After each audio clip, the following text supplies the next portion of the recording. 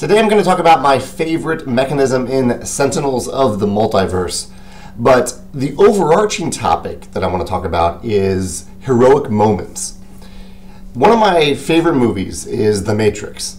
And The Matrix is full of heroic moments where Neo decides that he is more than what he has known himself to be, and he does something big and extraordinary to protect himself, to protect his friends, to protect the world. I love those heroic moments in Matrix, and it's one of the reasons why it's one of those movies where I can watch it over and over again, because it just gives me chills at those moments where Neo turns to face the bad guy in defiance of everything. And so I've thought a lot about I'm designing some cooperative games, and I've thought a lot about how to bring forth those heroic moments in those games. And the game that really came to mind for me is Sentinels of the Multiverse. It's been a while since I played this game, but my distinct memory of playing it are several moments in the game where we knew the bad guy was going to do something. In Sentinels of the Multiverse, it's a card-driven game. Every player has their own deck. You're drawing some cards. You're playing some cards on your turn, and there's also a turn every round. The bad guy, the antagonist, has a turn as well, and you can kind of see what they're going to do. You know it's going to be bad, and you have a pretty good idea of what it's going to be, and it's fully cooperative.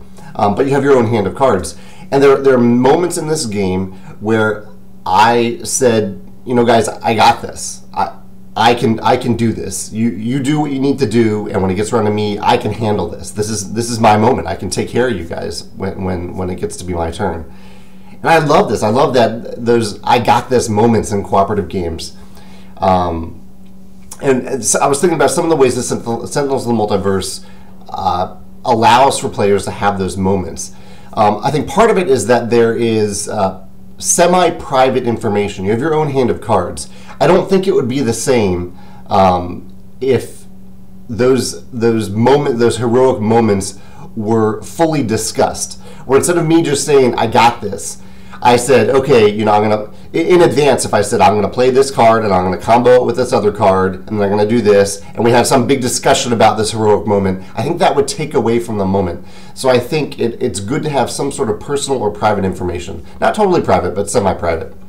I think it's important to know what the goal is, or to know what the bad thing is that's going to happen. I think that's a big deal. Otherwise, you don't know what you're being heroic about. And so I think having that open information on the part of the bad guy is pretty important. I think it's important to put yourself at risk a little bit. That's kind of what makes these moments feel so heroic in movies, when Neo puts himself at risk for the benefit of others. I'm not sure if it's been so long since I played Sentinels of the Multiverse. I don't remember necessarily if you do put yourself at risk when you play your turn. I think there is the risk of you taking damage.